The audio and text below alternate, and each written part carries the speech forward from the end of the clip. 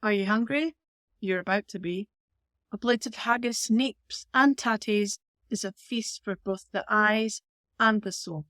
It's a dish that doesn't just fill your belly, it tells a story, one of rugged landscapes, roaring fires, and the timeless poetry of Scotland itself. If you've ever visited Scotland, you've probably heard of this traditional meal. But what exactly is it? And where did it come from? Let's find out.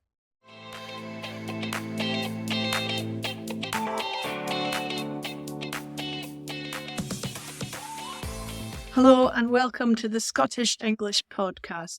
Improve your English while learning all about Scottish culture, history, and accents. Subscribe wherever you get your podcasts or on my YouTube channel so you don't miss out on any upcoming episodes. In the description, you'll find a link to download the transcript of today's episode with the key vocabulary that you should know about. If you don't know me, I'm Claire from Kilted English, where I'm building a community of upper intermediate and advanced English speakers, supporting them as they work towards their B2 first and C1 advanced Cambridge English exams. If that sounds like you, drop me a comment and I'll let you know all about it. Today we're taking a journey through culinary time as we find out about Scotland's most famous dish, haggis, neeps and tatties. First, let's talk about the dish's most famous component, haggis. Now, many people outside of Scotland might think of haggis as something unusual and strange. Some even believe it's a creature with legs of different lengths, so it can deal with the rugged terrain of the Scottish Highlands. But it's really just a hearty, flavour-packed dish. Traditionally, haggis is made with a mixture of sheep's heart, liver and lungs, finely chopped and combined with spices, oatmeal and onions, all encased in a sheep's stomach. Yes, a sheep's stomach. This dish dates back to the 14th century, with some suggesting it was eaten even earlier. It was likely invented by Scottish farmers who needed a way of using the entire animal of the sheep.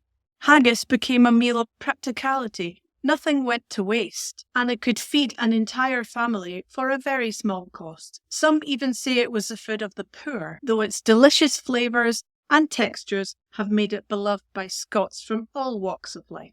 And of course, you can't mention haggis without talking about neeps and tatties. Now, neeps are simply turnips. And tatties, of course, are potatoes. But don't let their simplicity fool you. They play a vital role in completing this dish. So why turnips and potatoes? It's all about practicality again.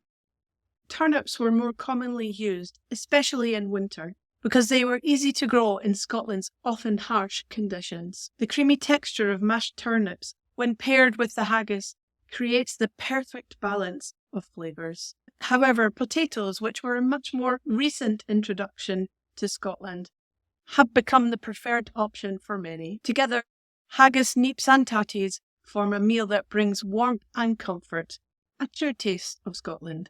Haggis and its influence over Scottish culture. If you've ever been in Scotland in January, you've probably noticed that haggis, neeps and tatties are especially popular around Burns Night, which celebrates the life and work of Scotland's national poet, Robert Burns, or Rabbie Burns, as we like to call him. Burns himself wrote a famous poem called Address to a Haggis, where he honours the dish, calling it the great chieftain o' the puddin race. And so every year on January 25th, Scots gather to enjoy this dish, often with whiskey, as they celebrate Burns's legacy. Haggis changing with the times. Haggis has undergone a quiet revolution over recent decades. As I mentioned before, the traditional haggis was made from many parts of a sheep. But since the late 20th century, there has been a rise in vegetarian haggis, swapping those body parts for meat-free alternatives. So vegetarians like me can enjoy haggis as well as our meat-eating friends. At first, vegetarian haggis was met with skepticism. After all, wasn't haggis defined by its rich, meaty heart? But those who dared to try it found something surprising. The nutty bite of lentils and oats, the warmth of nutmeg and black pepper, and the same satisfying depth that had made the original a Scottish staple for centuries. Today, vegetarian haggis isn't just an afterthought. It's a mainstay, from trendy cafes and restaurants in the capital to family dinner tables in the Highlands. It has earned its place as a worthy successor to the original. It's proof that tradition isn't about staying the same, it's about evolving, adapting, and ensuring that Scotland's most iconic dish remains beloved for generations to come. Give it a try if you ever find yourself in Scotland. Make sure you try Haggis, Neeps and Tatties. It's more than just a meal, it's a true taste of Scotland's past and present served on a plate. Thanks for joining us on this tasty journey through history today. I hope you've enjoyed learning about this beloved Scottish dish. Don't forget to download the transcript from this episode. Please subscribe and share this podcast with your friends and family who may be interested in improving their English while learning all about Scotland.